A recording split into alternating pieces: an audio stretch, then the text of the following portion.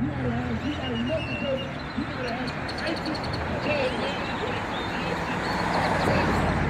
What's righteous is we all had to come to the power belief that we was in the world. And to be honest with you, it's growing our people like in our soul. That's right. Not because of what I believe simply what in my mind, but who we receive from, who we come from. Who did your fathers believe with? Because Abraham did believe in God. That's right. He didn't believe in that thing God. This is the thing. He didn't believe in all that.